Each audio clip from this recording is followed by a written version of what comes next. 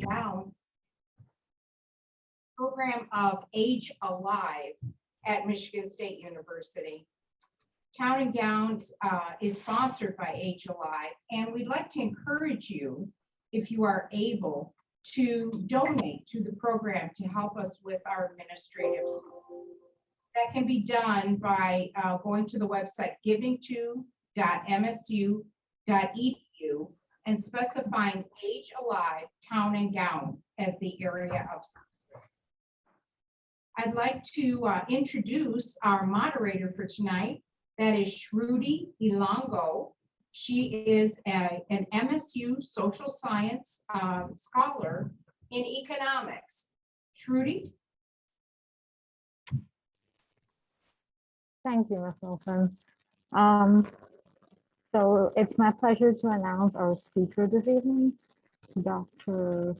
Nigel Paneth, who is a professor of epidemiology and biostatistics and pediatrics at Emeritus University. A highly accomplished researcher, Dr. Paneth has devoted many years to improving our understanding of the causes and prevention of childhood neurodevelopmental disorders, especially cerebral palsy. Most recently, with colleagues at Johns Hopkins University and the Mayo Clinic, Dr. Paneth has researched the efficacy of antibody-rich convalescent plasma in treating people with COVID-19 infections. Welcome, Dr. Paneth. Thank you. Thank you very much. Thank you, John, for inviting me. And it says host disabled screen sharing, so I'm not quite sure how to bring up my presentation. I should say while we're waiting, I'm happy to, oh, now it comes up. Very good. So I'm really happy to see, actually, as I glance through the names of people who are attending, quite a few friends and people I've known for a while. So welcome. And to those of you who don't know me, I'm glad to be speaking to you today. Can you hear me well? That's the first question. Okay, very good. So when John asked me to talk to the Town and Gown, I thought I would try to summarize my thoughts about the pandemic and especially the medical and public health establishment and how it managed. And so I'll go through a few ideas here. I'm going to talk about the kind of really more medical and public health interventions and actions. And I've actually taken the liberty of grading components of the epidemic control measures. Maybe this is a venting frustration after 2 years. And of course, it's easy to be a critic after the fact, but I think we could learn from what we did right and what we did wrong. Now, a couple of things I'll not discuss are the politics of the pandemic. That's a separate question, a much more complex question, but I won't get into that, nor to how the public has behaved. It's really, I'm asking myself, what could we, as those of us in medicine and public health, what did we do right? What did we do wrong? And what could we have done better? So here's an outline. I'll first talk about public health measures, such as closing public spaces, masking and distancing. And then I want to talk quite a bit about public health leadership and public health communication. Testing has been a very interesting topic. Vaccines, treatments, of which I'm dividing into 3 categories. I'll get into that when I get to that part of the talk. And I'll kind of sum up with what we could have done better. So let's start with closing public spaces. I think this had some merit, but was problematic right from the get-go because closings, especially of schools, are very unpopular. And this attitude, this unpopularity, and this is part of the public health communication issue, can spill over to other public health measures. I've thought since the beginning of the epidemic that if individual behavior, if adhered to, especially masking and distance, could enable schools to remain open. And in fact, we now have very good studies, particularly a very large study from North Carolina, but also from many other parts of the country, that you can have schools be open if there is rigorous adherence, or at least the best attempt to rigorously adhere to masking and distancing. Might add a few other things like ventilation and careful screening, but mostly masking and distancing. You can have open schools. So one of the things I think why I give it a B- is because although there was reason to think that closing public spaces might be helpful, it had it began I think a chain of resistance to public health measures that affects other things. So I should say in the 1918 flu epidemic, which was actually looked at, the experiences to try to learn what we could, closing public places and canceling public event was shown to be effective in reducing spread. One of the more notable things that I found looking at the information that exists on the 1918 flu is that Philadelphia was really resistant to closing public places or to cancel a major World War I victory parade. And shortly after that victory parade, it's stunning to think of this. Philadelphia lost more than 1% of its total population in a single month, October 1918, to the influenza of 1918. So you can imagine how powerful that those experiences were in influencing thinking about the current pandemic. So, Nigel, can I interrupt quickly? Your slides aren't visible at the moment. Oh, no. Oh, why not? They're visible to me. I can see them. Oh, So why? They're not moving along. I can see it on my screen. My screen shows the slides. Could you put it in setting the viewing setting? Okay. We can Is see it- them. Some of us can see them. I can see 3 blue ones. That's all. There should be just one, Jenny. Thanks for coming in. I'm not quite sure. Hi, Jenny. I'm not quite sure what to press. If there is a button. Hi, It's- Dr. Paneth. Hi, it's Madison. Yes. If you disable, stop your screen share, Okay. and then reshare and make sure you're sharing your entire desktop and not just the PowerPoint. It should change when you go to the presentation view. Aha. Yep. Now we have new ones. Can people see this now? We John? can see slide 4 of 30. That's correct. Yes, that's right. Yay, good. Can someone give Madison Walsh a medal today? She's been with us for a long time and she always gets it right. Thank you, Madison. course. I so appreciate it.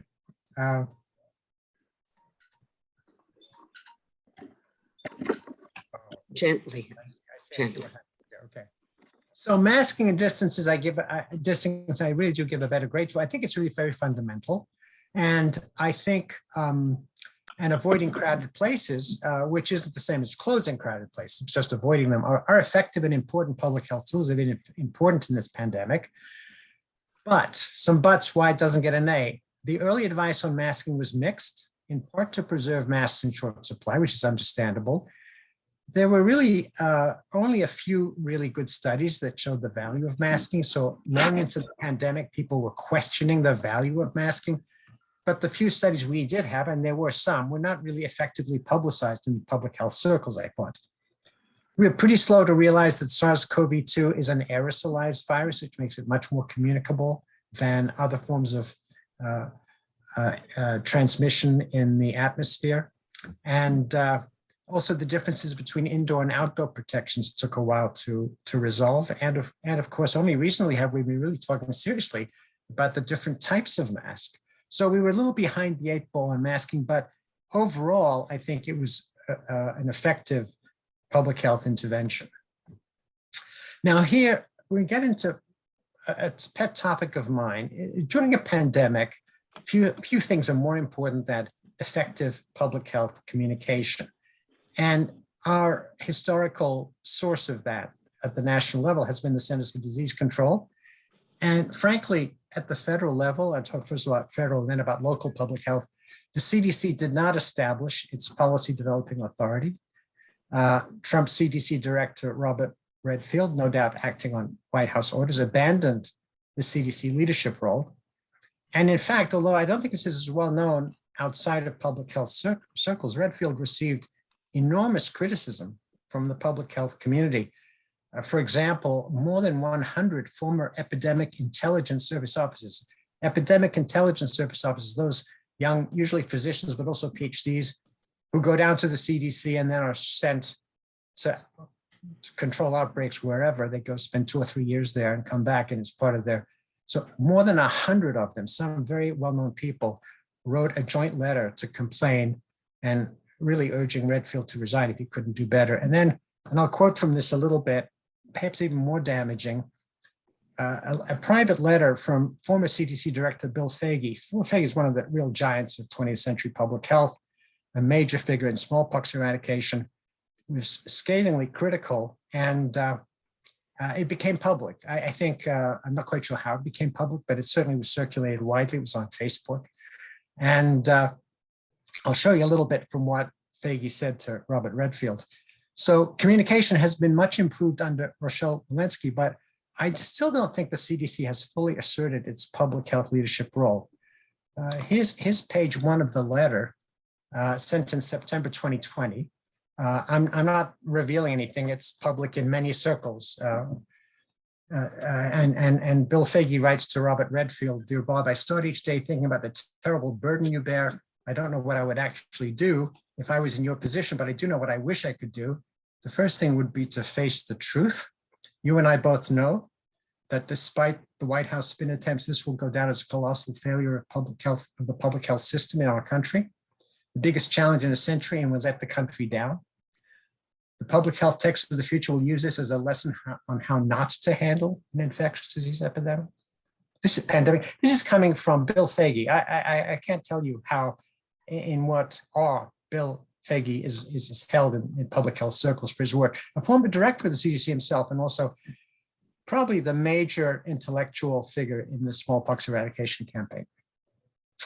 "The cause will be the incompetence and logic of the White House program. The White House has had no hesitation to blame and disgrace CDC, you and the state governors. They'll blame you for the disaster. In 6 months, you've caused CDC to go from gold to tarnished brass," and so on and so forth. A violation of every lesson learned in the last 75 years of public health. I don't think it can get more sharp than this. I don't know if Redfield responded. I know nothing. He was still in head of the CDC until pretty much the last day of the Trump administration. So I'm not alone in giving a D to the public health communication. Now, also public health works at the state and local level, and Michigan has historically had a very strong and very active public health department. But I feel, unfortunately, we too in Michigan have faltered in public health messaging in the epidemic. The leadership's been unstable. We've had during the pandemic 2 directors of public health. We've had 2 chief medical officers. And we really haven't had a spokesperson for public health in our state who would insist on giving the right message and counteracting the bad messages that go on. I should say that well, I'll talk about this later, but I'll just mention briefly now that I spent some time in the summer in the state of Vermont, and Vermont's health director is a man by the name of Mark Levine, and he has a 1-hour every week radio program on Vermont Public Radio and a call-in program. And everybody could answer. I've actually personally told the governor this and urged her to institute the same thing. I'm sure WKR would give our public health spokesperson in the state, head director of public health, Elizabeth Hertel, or whoever, time to talk and take call-ins. We need people to state what is right and what is not right during a pandemic. And instead we've had a cacophony of voices. I must say at the county level, I think Ingham has had very strong leadership from Linda Vale, and particularly on the issue of school masking requirements against much opposition.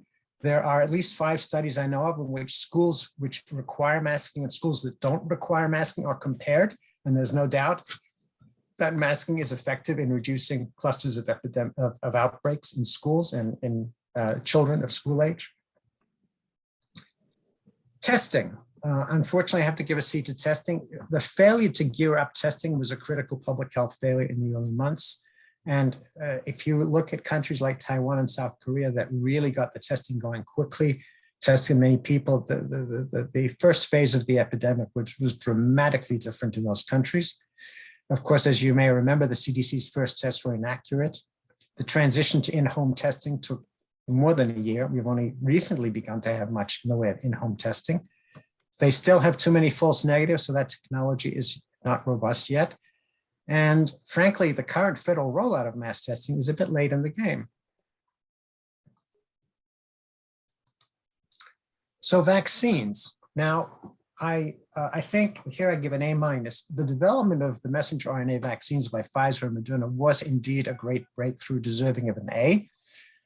I give it an A- because of the two difficulties that have emerged with both vaccines: waning immunity. In other words, it's not as long lasting as we would wish. And also that the failure to prevent infection and not just disease. Certainly, we would like a vaccine to also cut down on communicability, and therefore we'd like it to prevent lesser infections. In some vaccines, it does that, not all. Then I want to comment on one little thing. It's a bit of an aside, but much has been made of how uniquely quickly the vaccine was studied in the field. Now, this was used both by supporters of the vaccine, say, look, isn't this wonderful? We did this. You know, that's one thing the Trump administration spoke about, that they had reason to feel good about, which is how rapidly a vaccine was developed and field tested.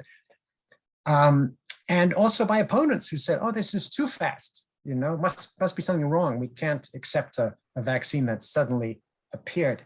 And the interesting thing about this argument is that the vaccine studies were not uniquely rapid. In fact, I will show you some data from one of my favorite studies of all time, which is the 1954 field trial of the Salk polio vaccine, which we should all feel proud to know was conducted in our state. It was led by the University of Michigan. Thomas Francis, the great head of epidemiology, the great infectious disease epidemiologist, a wonderful figure, led it. And it turns out, I will show you for those of you who are historically interested, here's a copy that I have. Copy I have is signed by Tommy Francis. I feel very proud of that. But I want to show you some data about it. Was the Pfizer trial remarkably fast? Now, because the Pfizer trial was first out of the gate, as you know, it really did quite a remarkable thing. It gave 44,000 or some adults 2 shots over a period of 3 months. Now, that's pretty impressive. Until you consider that the field trial of the Salk vaccine gave more than 600,000 children 3 shots in 6 weeks. I mean, suddenly the Pfizer trial doesn't seem so extraordinary, does it? The Pfizer trial reported its results after following the participants for an average of 15.5 weeks, exactly 13.5 months after the first shot. Now, there was a preliminary report after just following the first 6 weeks after vaccination, which was published only 4.5 months after the first shot. Pretty remarkable. But the Salk trial reported its final results on, are you ready for this, 1.8 million children, because there were groups of children who were not vaccinated were being followed for their risk of polio. After following the participants for an average of 7 months, just less than a year after the first shot was given, less than a year, April 1955. And by the way, they didn't have electronic computers, among other things. They used IBM card sort machines. So, you know, let's have a little humility, you know, in relation to the past. We're not the only people who did great things. Great things were done in the past too. So now I'm going to move a bit into treatments and COVID treatments. And I'll give you an overview of treatments. And I'm speaking now of specific treatments for COVID. I'm not talking about the general management of patients in hospitals, how you do ventilators and what's the right set of procedures using general medical techniques. I'm talking about the ones specific to COVID. So COVID-19 has 2 phases, an early viral phase and a later inflammatory phase. And the viral phase covers the first few days after symptoms develop. And fortunately for most people, that's where it ends. But after some, anywhere from 3 to 7, maybe to 10 days in the viral phase, some patients develop severe lung disease as a result of the powerful inflammatory response they mount. It's sometimes referred to as a cytokine storm, or just a massive reaction to the virus that in fact is itself probably damaging to the lungs especially. Now, there are two kinds of agents that target the viral phase, the early phase. They're chemical and biological. They're useful in the early phase before too much inflammation is set in. Whereas another set of drugs, anti-inflammatory agents, target the latter phase of the disease, and in fact might be harmful if given too soon. The problem is that this timing issue got kind of forgotten about by much of medicine during the pandemic, and I'll show you how it affected the randomized trials that were done. So let me just go into these biologic antivirals. There are 3 kinds, and the principle of all 3 is to provide antibody to patients to supplement the antibody they're producing themselves. This is sometimes referred to as passive antibody treatment. The one you've heard of most probably are the monoclonal antibodies, which are engineered in a laboratory to react to one component, one clone of the viral agent. Convalescent plasma, which have been very heavily involved in, is taking antibodies from someone who just recovered from the disease and giving them to a patient. And the third one, which hasn't played much of a role in this pandemic, is the hyperimmune globulins, which are distilled antibodies from convalescent plasma given as an IM shot. That takes some manufacturing to do. There's the first 2 are intravenous products. The third can be given as a shot in the muscle. So let's talk about those virological agents. Monoclonals were shown effective in outpatients, but not in inpatients. That's interesting. That is the right way to test them. They were properly tested in outpatients, and they didn't work in inpatient, which makes sense because it's too late in the disease course.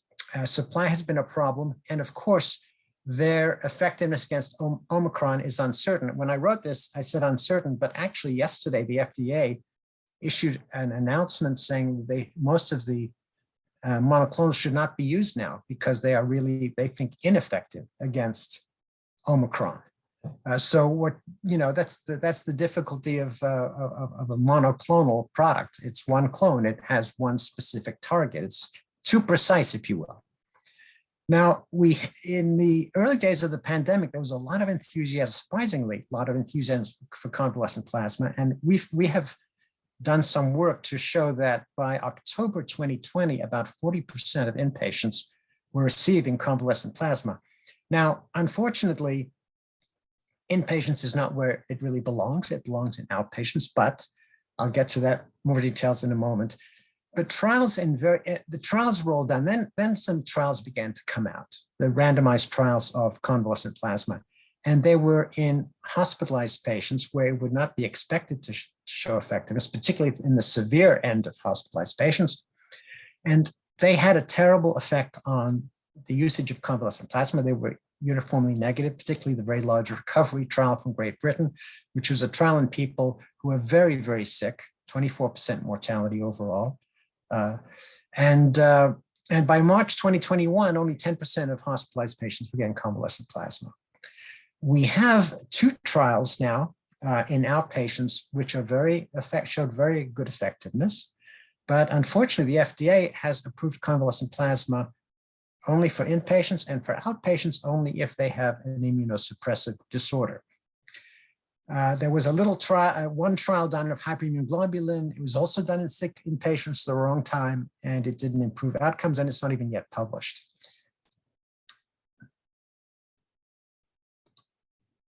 Antiviral agents include chemical agents. Now, early in the epidemic, some fairly good evidence emerged from benefit from remdesivir if given early in the disease. There's more evidence later that it works also later in the disease.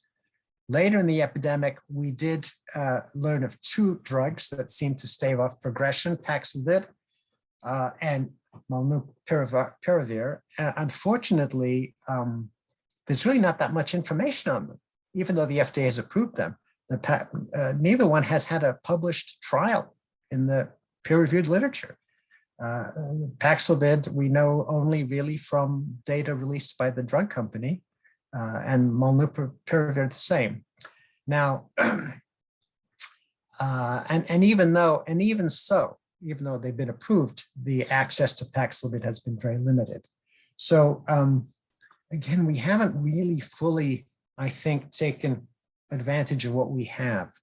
Another part of the chemical agents used in convalescent plasma that really bears a lot of criticism is the extraordinary use of drugs where there was no evidence that they should work. In particular, for some reason, 2 drugs that are effective in parasitic disease got picked on, hydroxychloroquine and ivermectin. First, I knew that there was enthusiasm for hydroxychloroquine based on very strange studies, and they were, promoted by the White House. But I was stunned to find out that even in big hospitals in New York, something like 40 or 50% of all patients were getting it. I didn't think our physicians were so susceptible to reading the newspaper and deciding what to treat their patients with. Again, ivermectin didn't quite have quite as much of a run as hydroxychloroquine, but still being often given without any serious evidence of effectiveness. So the use of chemicals and biological agents has been very, very imperfect. Now we turn to the anti-inflammatories, and I give that a better grade because they really are effective in the advanced stage of the disease. It's mostly corticosteroids, and they target this immune response, this exuberant immune response, sometimes called the cytokine storm, and that seems to be implicated in much severe illness. They were shown effective in several trials in severely ill patients. It's understandable that medicine started to do trials in the very sick, because the very sick are who you worry about most. And for steroids, that was a godsend because those are the ones in whom it was going to work. For convalescent plasma and for monoclonals, not such a good idea. But in fact, it's important to know from the largest trial that involved more than 6,000 patients, one of the arms of the recovery trial in Great Britain, they say there was no evidence that dexamethasone provided any benefit among patients who were not receiving respiratory support at randomization. And the results were consistent with possible harm in this subgroup. In other words, people are not that sick, not on oxygen. Getting steroids is not such a good idea. They had an elevated risk of dying, not quite statistically significant. I've asked my colleagues in New York, how many people are getting steroids who are not that sick? And I get the unfortunate response, all of them. So there's an overuse of steroids in the mildly ill that is not justifiable by the results of trials. Still, it is effective in advanced disease.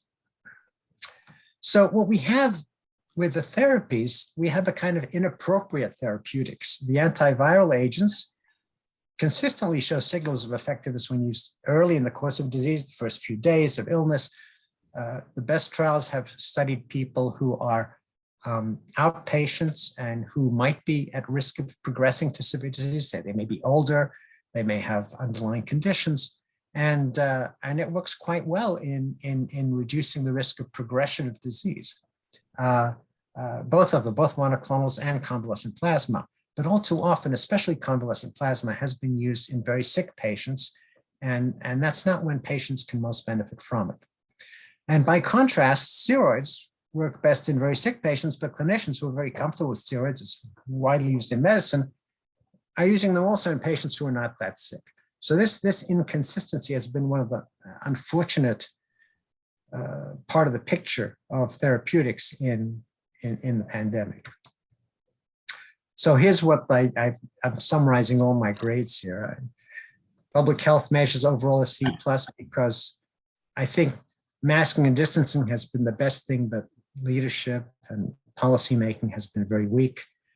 Testing imperfect vaccines, by far the best thing we did in the whole epidemic. And actually treatments have been a bit up and down, not as good as we would wish them to be.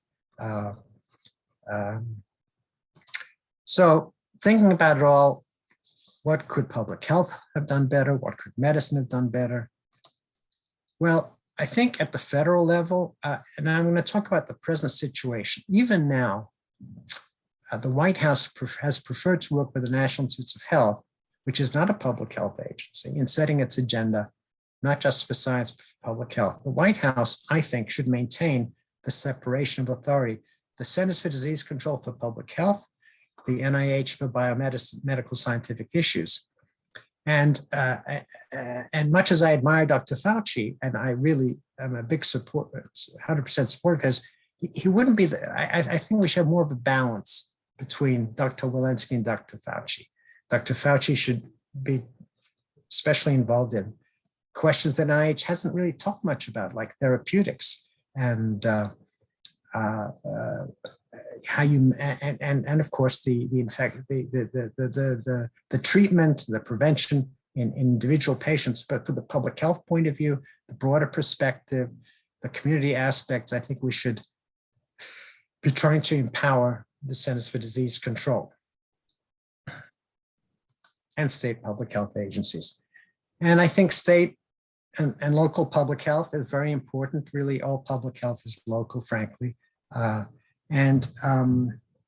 You know, how many of you know our current public health leadership, whose names I've mentioned in slide 8?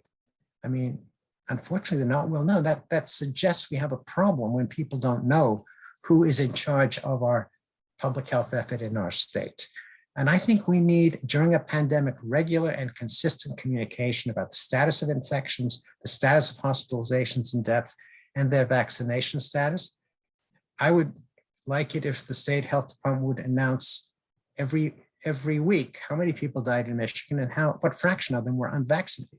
It might wake some people up, because in fact, 95, as you probably all know, 90 to 95% of everybody all across the country dying of COVID these days are unvaccinated people. And it's tragic. It's a tragic, preventable loss of life. And as I said before, the Vermont Public Health Director has an hour-long call every hour on Vermont Public Radio, which is very informative for the public. Medicine, as noted before, this pandemic has spawned a great deal of use of drugs that don't work, often prescribed not just by freaky people, but by legitimate practitioners. And effective treatments haven't always been matched to the right stage of the disease. I feel that NIH, who should have been in the leadership in trials, left actually trials to physicians in the community, stepping in a bit late to help out. It was took a long while for us to get NIH to really support some of the trial efforts in the United States. Britain and Canada did rather better in that regard.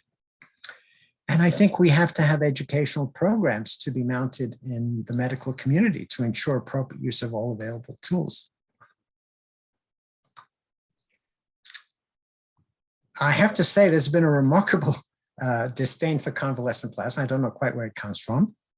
Guidance panels, IDSA, the WHO, even the NIH advisory panels on drugs have really understated the value of convalescent plasma. The most striking thing was when JAMA published a review of convalescent plasma in which most of the data was taken from a news release of an unpublished study. I think that's unprecedented in medicine, certainly in JAMA. And also not really thinking about the whole picture overall has been a major disappointment to us. And I might add that just yesterday, when it was announced that by the FDA that they didn't want monoclonals to be used, they suggested, well, you could still use, and they mentioned some of the medications I've described before, none of which have as much behind them as outpatient use of convalescent plasma, which was not mentioned. So there seems to be a kind of strange resistance to this particular kind of, is it too old-fashioned? Is it too 19th and 20th century? Really, the convalescent plasma was first used in 1890. Is it not jazzy enough? Is there no pharmaceutical company benefiting from it? These are questions one could ask. I don't have the answers. All right, thanks for listening. I'm happy to take questions if you like.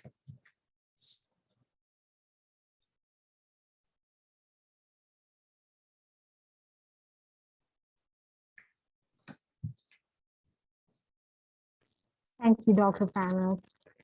If any of you are not comfortable speaking out and asking questions, you can put it up in the chat box and I can read it out for you.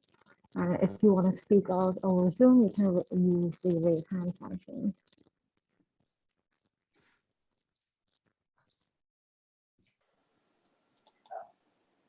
No questions as yet.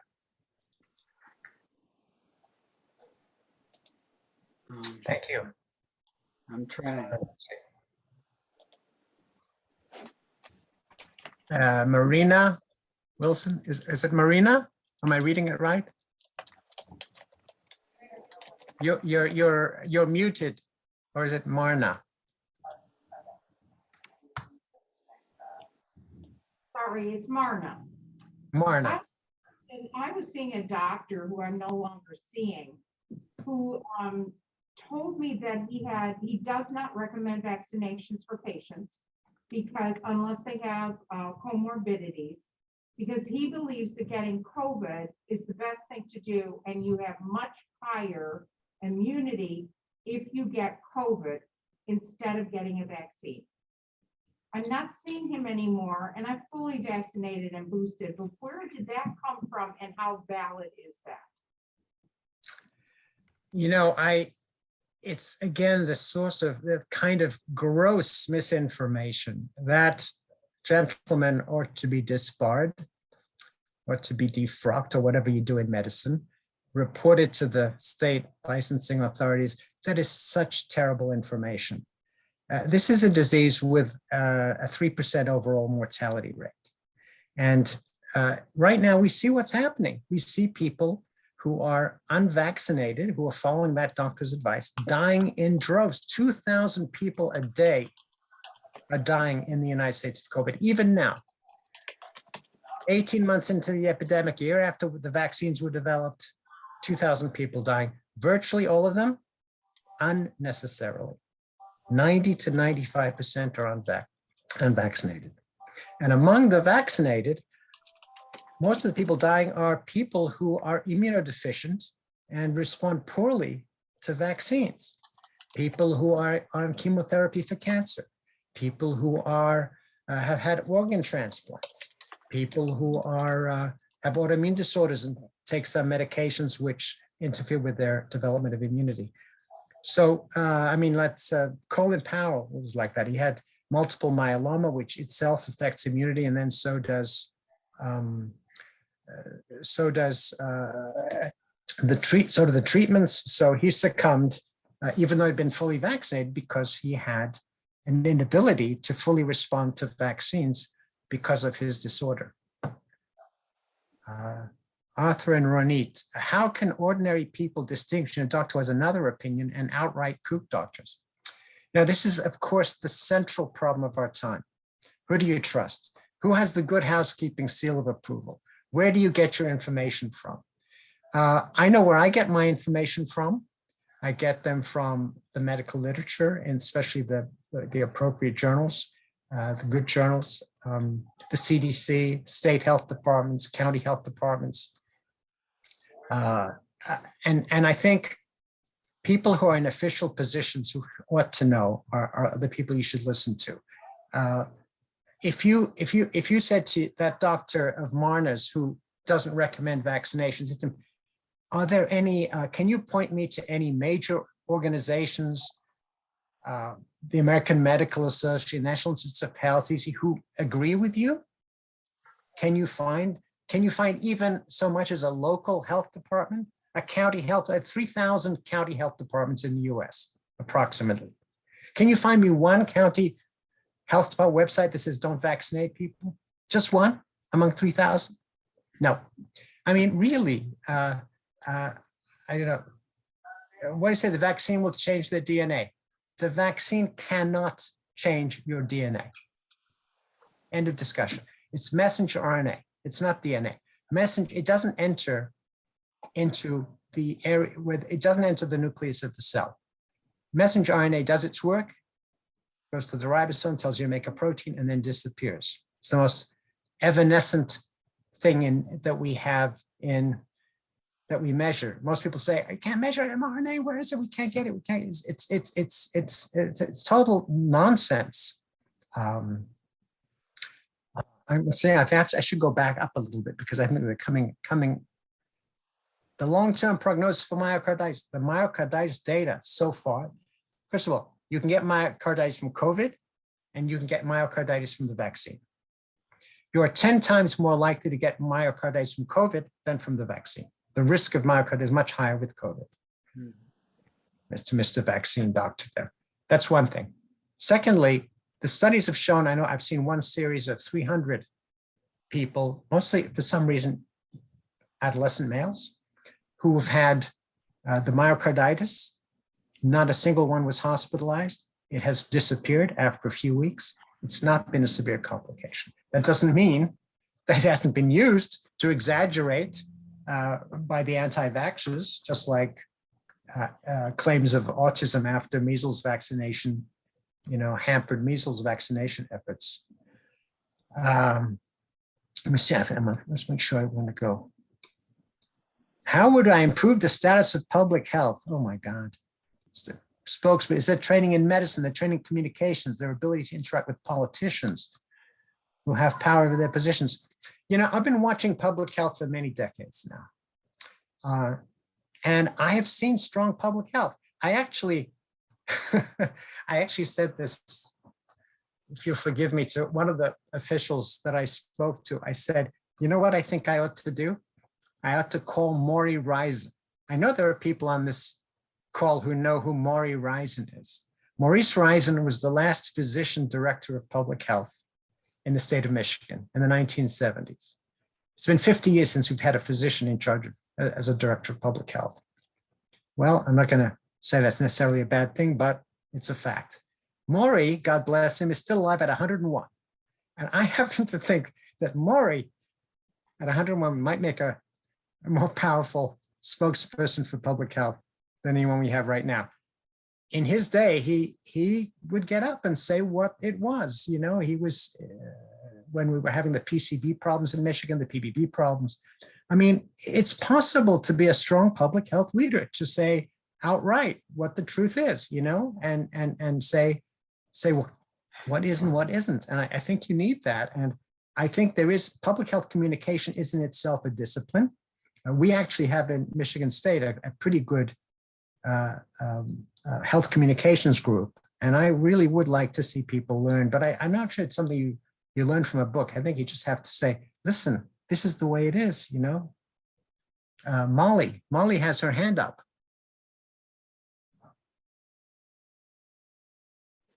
Thanks. I tried to get myself off mute.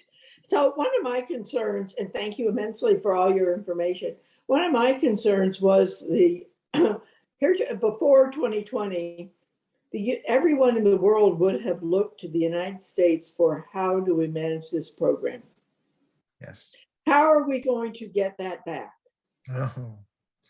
I mean, this is it. I think the CDC has taken such a hit, and it was because, frankly, of Redfield, because he wasn't able, not that he's a bad person, he just wasn't able to assert the authority of public health in the face of what was happening in the White House.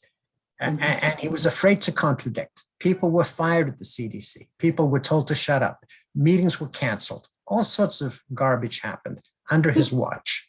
He wasn't able to simply stand up and say, no, stop this. We are in charge of public health. You have to listen to us. And he was unable to do that. I think if Bill Foege had been head of the CDC, this would not have happened. He would have just done what he did, and he would have, he might have been fired, but he would have been fired with enough noise so the country would know what was going on. I think there's no substitute simply for leadership in public health. Thank you.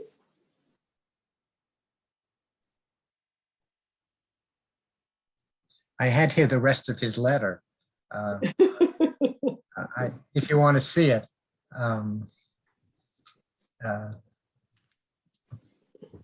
Well, is the rest of the world going to rely on us again? I think it's going to be years before we regain the CDC's status as a leader in public health internationally. I think the WHO has behaved more sensibly, not always perfectly, but a little more sensibly. I think the head of WHO has been a solid citizen. He's said the right things. There has been a fair amount of effectiveness in getting vaccines out to third world countries, not as much as we would wish, but at least nothing. I think I think the CDC has taken a huge hit. It's gonna take such a long time. And to those of us who grew up, admiring the CDC and admiring what it did and the people who worked there, and it's still full of great people. Make no mistake, the CDC has great people, solid public health officials, great scientists, but reputation, unfortunately, is more. It's more difficult to earn than to lose. It's not so hard to lose your reputation. To earn it back can take a while. Thanks. Very disappointing. Oh, there's some more messages that I haven't seen yet. I'm sorry. Yes, go ahead. Would you mind unsharing your screen just so we can see more people, and then it's easier to see hands when they're raised? Oh, so I should stop sharing? Yeah. Brilliant. Okay, I'm so sorry. I need Madison in the room with me to help me make sure I don't make mistakes. I'm still here. Thank you, Madison. Okay, now I see, Nancy, hi Nancy, didn't Pfizer largely go its own way in developing vaccine rather than being part of the president's warp plan? What were the reasons for their independence? Now, here's an interesting thing. I think, yes, well, first of all, I think they did get, no matter what they said, they did get a fair amount of chunk of cash from the federal government. I don't, maybe not as quite the same as as Moderna, but they did. And I think drug companies, in a pandemic, drug companies are actually in a very strong position because they can mount a trial faster than anyone can. They have all the resources. They have money. They have clinical trial units all ready to go. They have just, they can get it started. If I wanted to start a trial as an academic, which is what a lot of, say, for example, convalescent plasma trials were done by academics, I have to start to write a grant to NIH or figure out who can fund me and so on and so forth. And so they can jump right out ahead, and they did very well with both the vaccines and also with the monoclonals in the early days. Although, as we said before, a monoclonal, and I thought so at the time, monoclonals were developed to have one clone, to attack one part of a cell. They haven't been used much in infectious disease. They've mostly been used in cancer or autoimmune disorders. Now, and I said, what will happen when the next mutation comes in? And sure enough, the monoclonals or even biclonals, sometimes they put two together, it's just not enough. Convalescent plasma contains a whole messy mishmash of antibodies.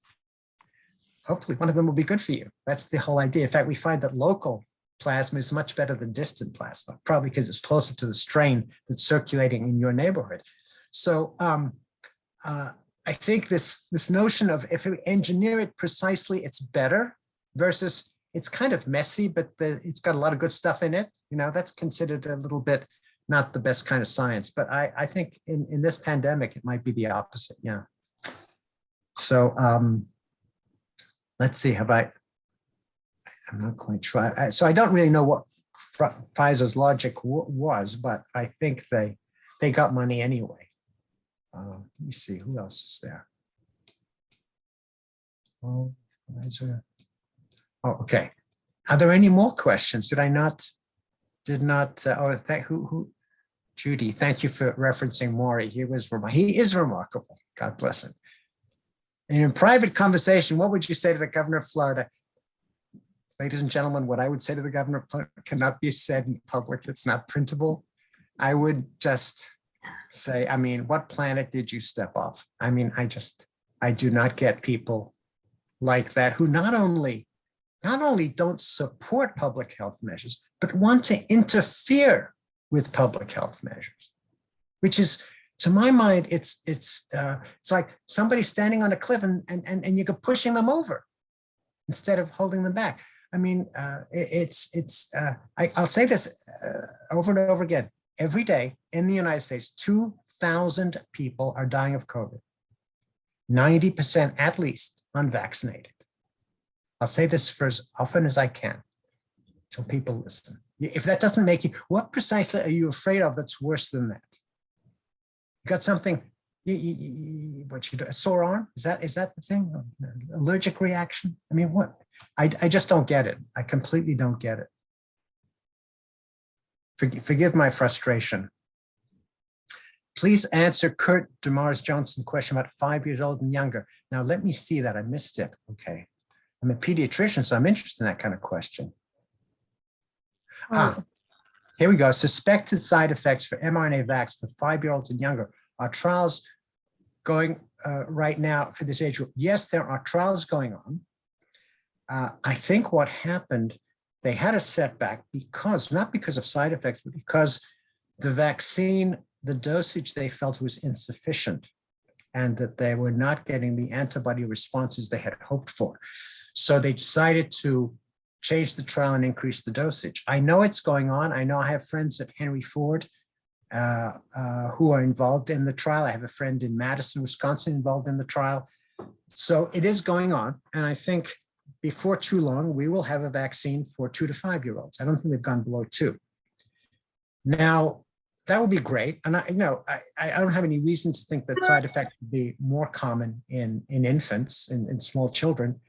But it's disappointing to me that the 5 to 11-year-olds for whom the vaccine is licensed are not getting vaccinated enough. Now, people always say, well, kids don't get that sick with COVID. Well, but some kids do, I don't know what the threshold is. More than 1,000 children have died of COVID, more than 1,000 in this pandemic. When we introduced the measles vaccine in 1965 or 6, 500 kids a year were dying of measles. Did that matter? Was that okay? Was it okay to have 500 deaths a year from measles? I don't think so.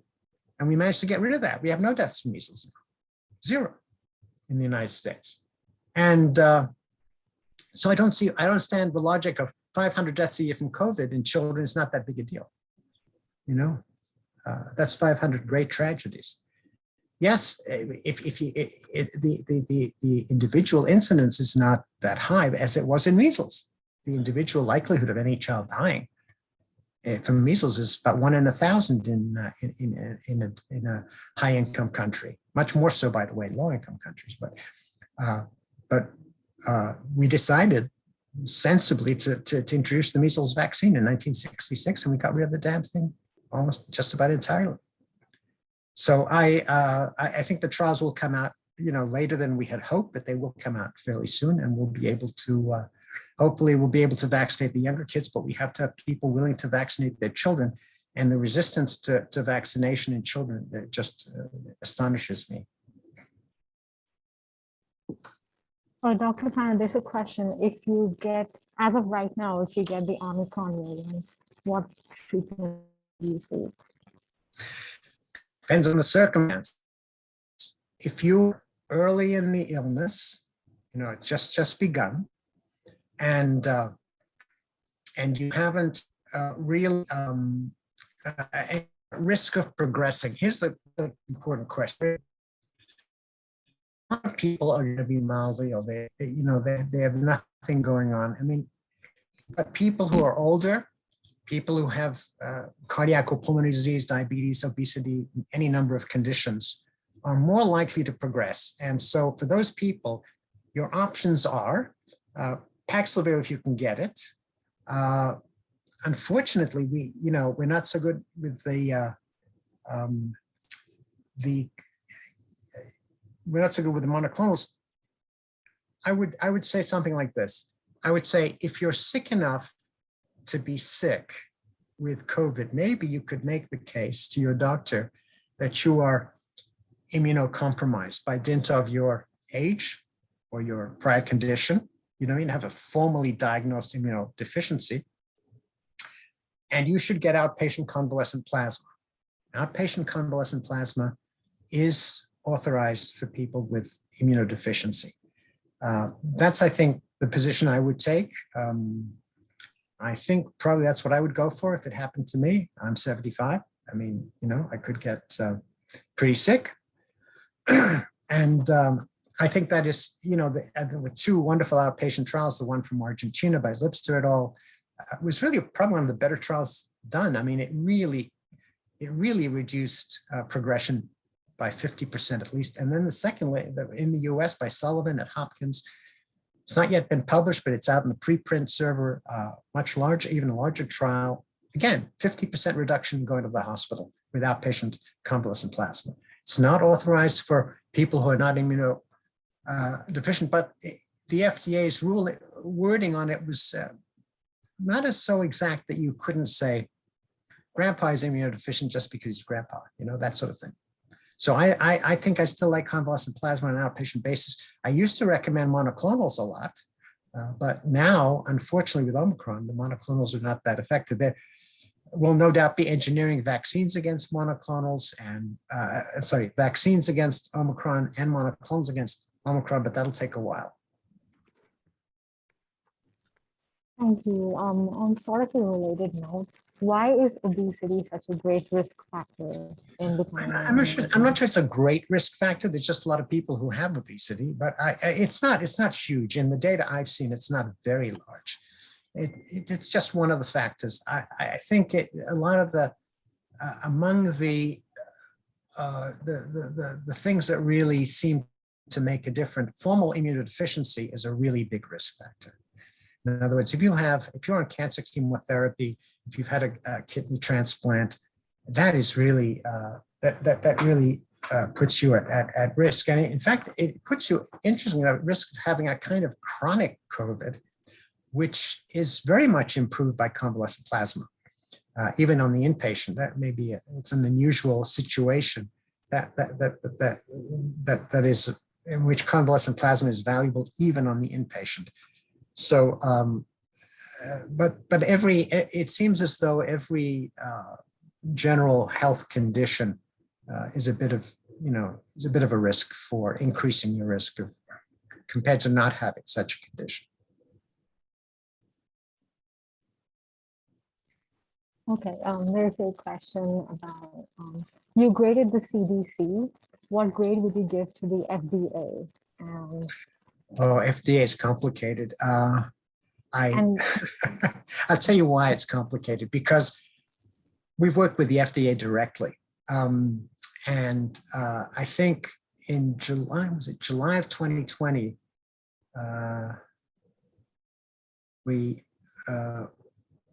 I'm trying to get the dates right, because, I seem to have a little pandemic fog here too myself, but early in the pandemic, we did a study. I worked with the Mayo Clinic when the first authorization of convalescent plasma was in March 2020, but you had to be listed on a registry. FDA said you had to be listed on a registry at the Mayo Clinic. So 100,000 people got convalescent plasma and who were put on a registry. And then in July, they issued an emergency use authorization. So anyone could get it. Now, but only for inpatients, which I wasn't happy with. The reason they made that decision is because of studies that I and the Mayo Clinic and Hopkins and the FDA participated in, looking at whether if you had more antibody in your convalescent plasma, you did better. And you did, absolutely, in a stepwise gradient, high, mid, and low, if you were not in a very advanced disease. So this was enough to push the FDA over the edge. In the paper that was written about that I'm happy to say I'm co-author with Peter Marks, head of biologics at the FDA, was a co-author with us. So they were really into that. And I think the stewardship of the biological end was very solid, especially in the early going. On the chemical end, which is a separate part of the FDA, they authorized hydroxychloroquine, which they should never have done. Actually, I was going to put in a slide about the FDA, but then I finally decided I couldn't really figure it fully out to give you an answer. So I think there were some FDA missteps, but I think if I had to give the FDA grade, I'd give it a B, in the B range. I think it's done some good things. only thing I wish, and we've talked to Peter Marks about this, he's head of biologics. Can we please, we actually sent him a letter just before they approved outpatient convalescent plasma for immunosuppressed people, which was last December, urging him to authorize convalescent plasma. And what he did was only for immunosuppressed people. I wish he had given a broader authorization. We'll continue to push because I think it could be useful.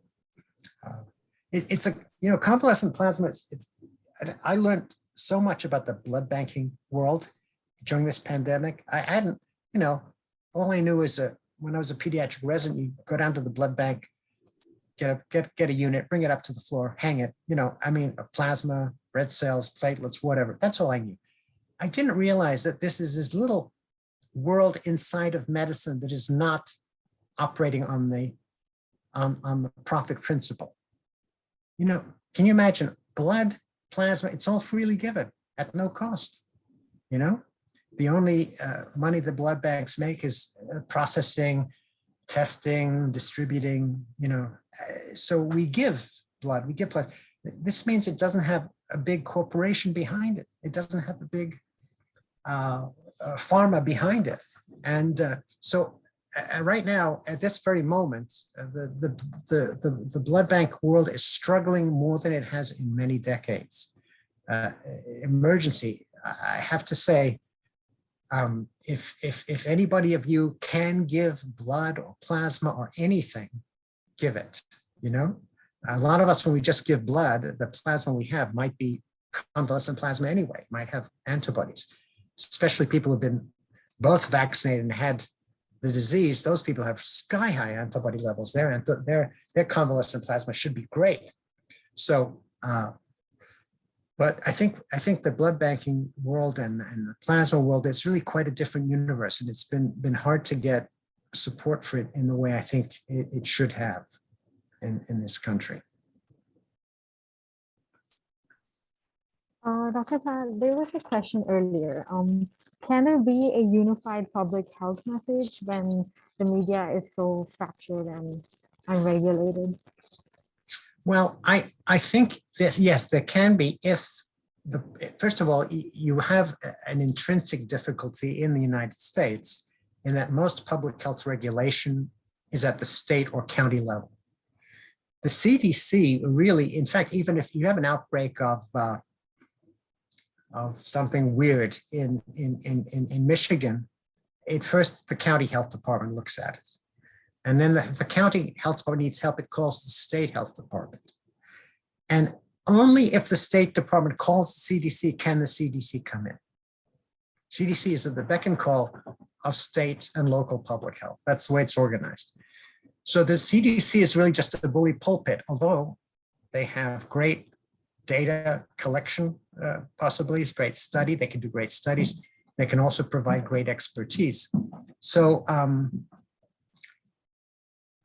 I think what is really necessary is for the CD, there should be regular briefings to the public by the CDC on the status of the pandemic. This is week 13 of the pandemic.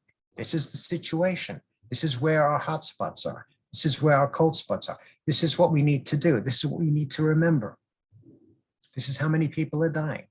On regular, consistent, with the same spokespeople talking. I always thought Anne Schuchat was the best spokesperson the CDC ever had. She was deputy director. I think she's finished her term with the CDC. She was for a while acting director. I wish she could have stayed on.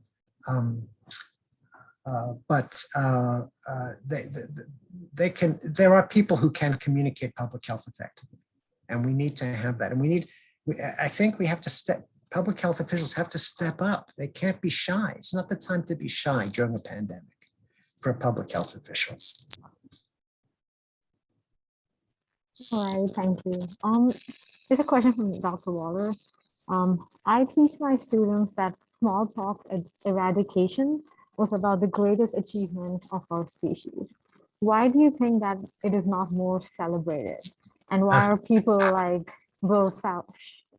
Bill Fauci, not household Bill name. Faggy. I completely agree with you, John. I think it's the greatest achievement of humankind. Consider this. This was a disease that killed millions as recently as the 50s, 60s even. Millions every year. India would lose 50,000, 100,000 people every year, just India alone. And since 1978, there have been 0 cases, last 40 plus years, 0. Can you imagine going from millions of deaths to no deaths at all? And all due to what? Vaccination. And the people don't want to recognize this. It just blows my mind. Every time an anti-vaxxer wants to talk over Robert Kennedy, I want to say, explain smallpox to me. Why don't we have to worry about smallpox anymore? You know, I give a talk to Madison knows, she's the teaching instructor in our introductory epidemiology course I give every spring. I review the smallpox eradication campaign, the history of smallpox. I'll be talking about it in March to the undergraduates. We usually have a couple 100 kids in that class. How many do we have, Madison, this year? 310. Oh, wow, 310. So they'll hear all about smallpox, John. And yes, I wish it would be talked up more, that great achievement. I talk it up all the time, but as you say, it seems possible to ignore anything. I mean, I just don't know how people can ignore that massive phenomenon, the complete eradication of a disease entirely through vaccination. And you know, it's a great story. Thanks, John. Thanks, John, for recognizing that, because outside of some now public health circles, I really worry that people don't know about this. And I should say, by the way, I entered the United States in 1961 as a teenager. And if I had not had my yellow card that showed I was vaccinated against smallpox, I would have been sent right back to Europe. I would not have, or I would have, they would say, you can take the shot now or you can head back on the next boat back. There was absolutely no, there was no, there was no issue at all. There was no public concern about it. Every single person who entered the United States by airplane, by boat, crossing the border, had to have evidence of smallpox vaccination or they did not come in. There were hundreds of inspectors in the 60s, as going back to the 60s, hundreds of them.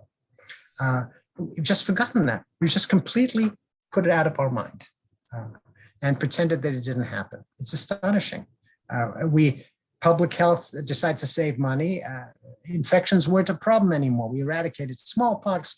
Infections are not the trouble. Let's get rid of all those quarantine stations. There were 320 quarantine stations in the US, and the largest one in New York had 90 inspectors. We have none of that anymore. Practically down. It's down to 7, I think it's 7 quarantine stations or something like that. No, there was built up recently to 20, but still nothing like what we had, because we recognized the value of vaccination. And once smallpox was eradicated, sadly, people managed to kind of forget about all the great value of vaccination.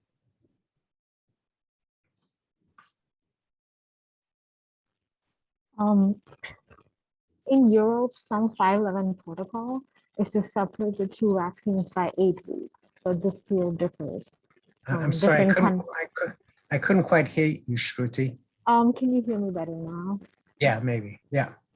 In Europe, some 511 protocol is to separate the 2 vaccines by 8 weeks, but this period differs from country to country.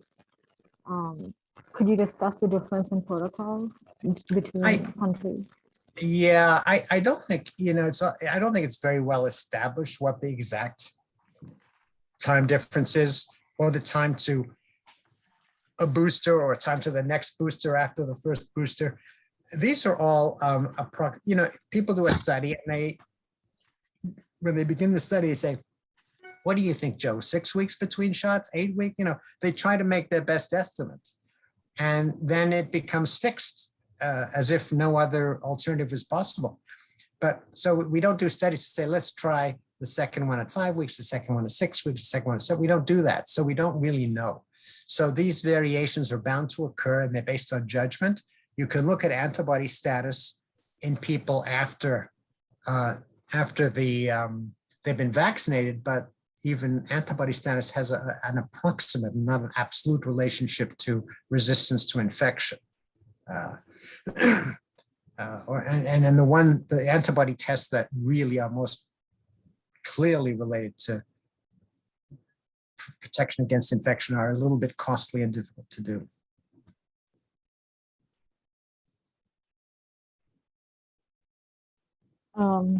Here's one more question. It seems clear that vaccination did not used to be politicized as now, but I'm afraid that in the current climate, other vaccines will also be politicized. What do you think?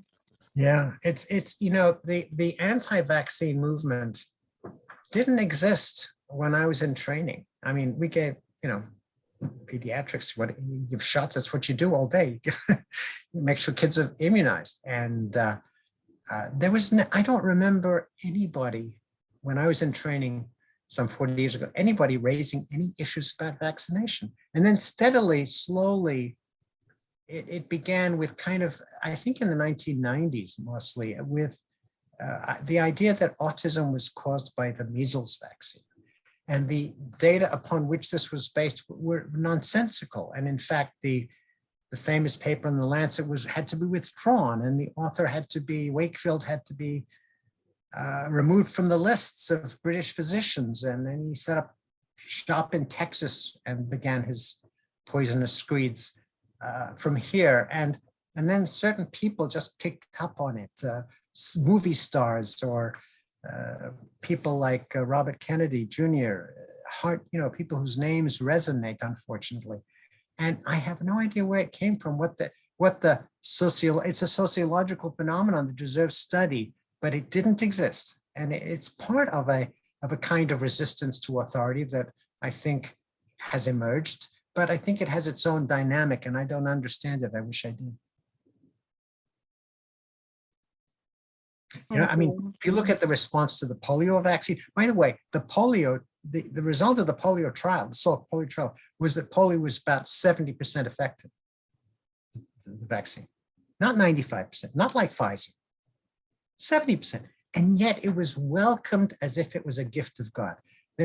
Everybody was celebrating. Generally, I can't remember what the figure was. It was 5 million kids were vaccinated against polio in the first week after the announcement. I mean, people begged, they would stand in line for it. In fact, I gave measles vaccines as a medical student in rural Guatemala, and I saw mothers bring their babies walking for hours, coming at midnight to a vaccination station to get their kids vaccinated against measles. Where this antipathy to vaccination came from, I don't know. It's not part of the culture I grew up in. All right. Thank you, Dr. Paneth. There's one really interesting question, which was asked a while ago. If you were looking forward to the next pandemic, what should we advocate to prepare for it? We need to do a lot of things. And there will, by the way, there will be a next pandemic. It's not if, but when. I think we should really, I think there needs to be a detailed exploration of the lessons of this pandemic, what we did right, what we did wrong.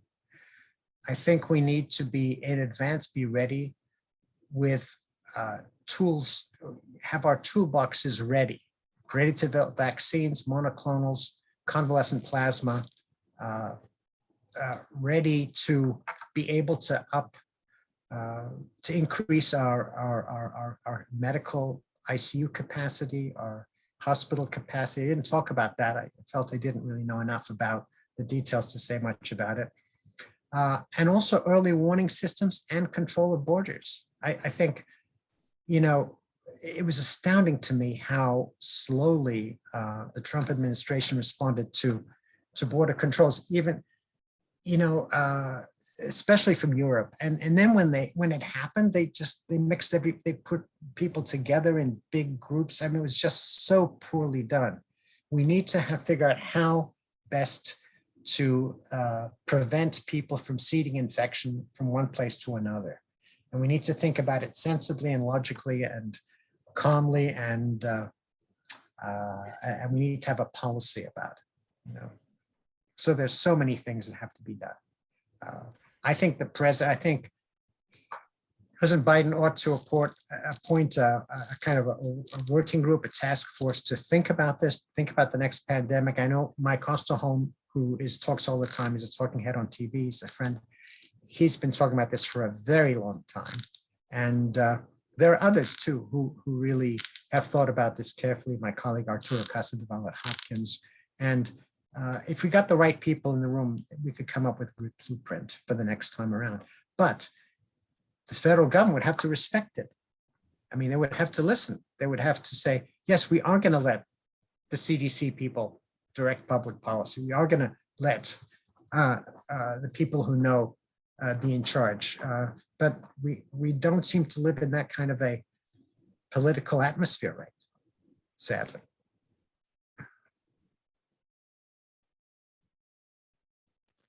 Thank you. This is I wonder how you'd have graded the playbook that Obama's admin had put together about response to the inevitable pandemic. Yes, there was, you know, that's a very good question. I remember looking at some of that stuff. The Obama had done something like that, had planned it. I think it ought to be taken off the shelf and revisited now. I wish I could give you an educated response to that. I knew a little bit about it. I think I knew at the time some of the things that were said that were not done, but I don't have a full grasp of what was recommended. But I think the first step, if we were to move forward, would be to pull that one out off the shelf and look at it. That would be a first step. I do know there was such a planning effort, and thanks for reminding me that there was, because when I made my comments a moment ago, I hadn't been thinking of that. And which countries were most successful in dealing with the pandemic, and what can we learn? A long list. I think in the early days, I mentioned South Korea and Taiwan. They had some extraordinary things. Taiwan was particularly noted for its ability to track down infections using cell phone technologies. They all use testing a lot.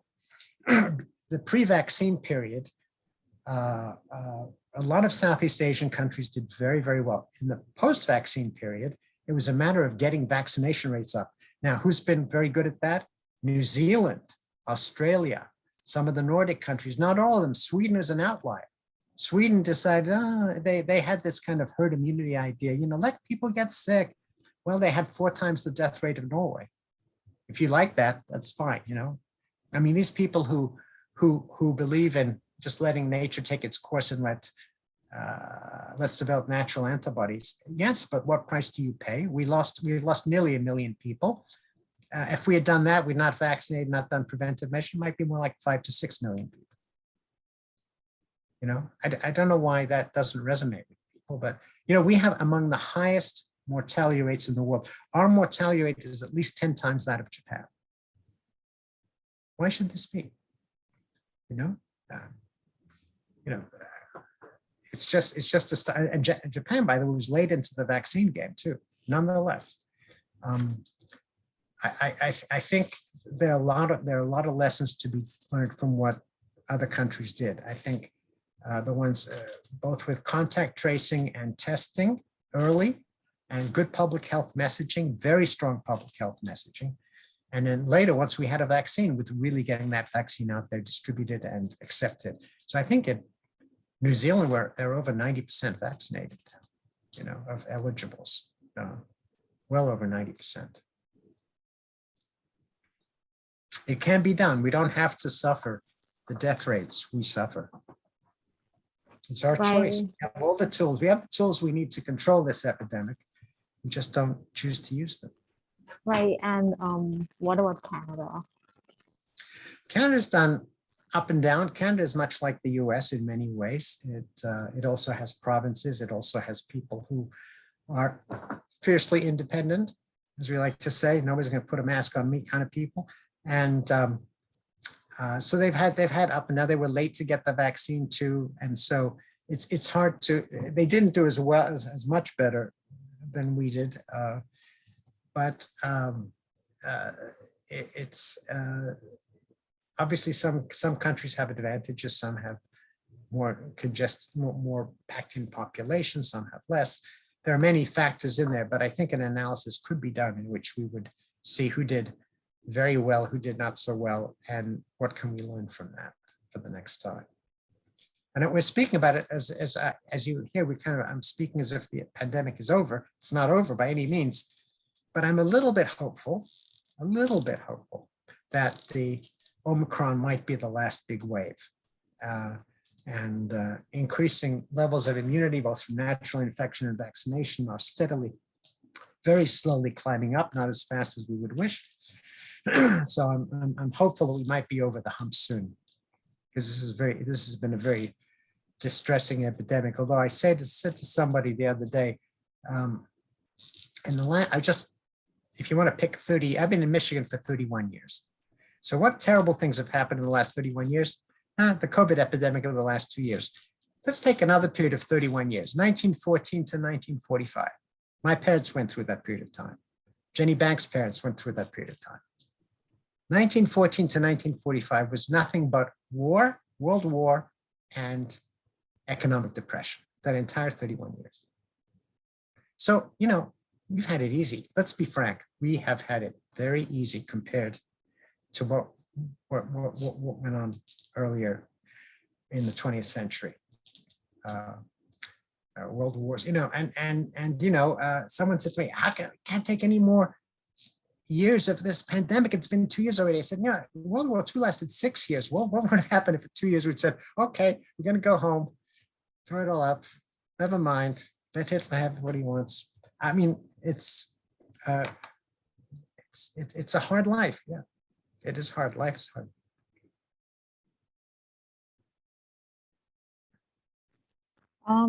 I see only one more question that's not been answered yet. There is a new variant of Omicron, B14, now in Scandinavia and in the US. What do you know about it?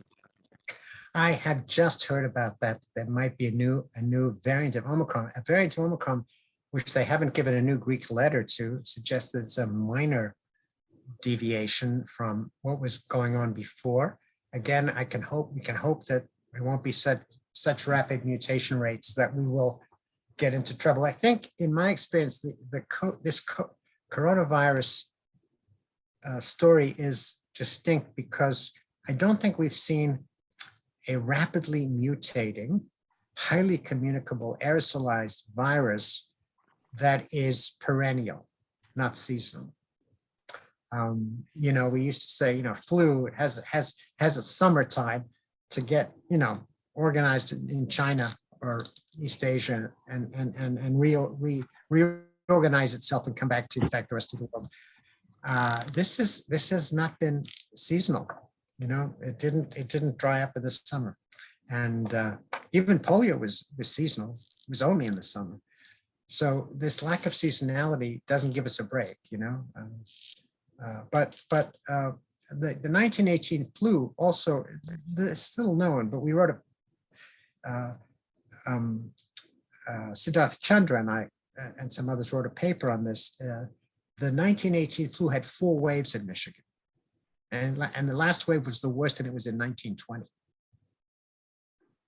So things can go on, and they did in the past too. But still, I'm still hopeful that we might be past the worst of it.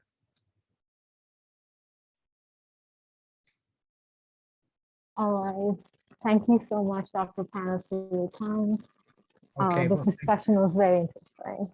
Thanks everybody for listening, and I appreciate all the questions. And you can probably email me questions also, Paneth@MSU. All right. Thank you so much. That was a wonderful presentation. Well, thanks. That's very kind of you. Thank you. Thank you.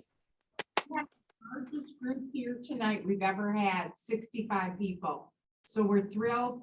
Please pass the word about how wonderful this program is. And thanks again, Nigel. I just want to remind everybody that next week we will convene with our featured speaker, Dr. Kelly Salchow MacArthur, who is with the Department of Art, Art History, and Design. And her topic will be Together in Sport, Graphic Design and Athletics Converge at the Olympic Agora. Should be interesting. Thank Wow. you. Good Take night, care, everyone. everyone. Thanks. So good to see you. Thank you. It's wonderful.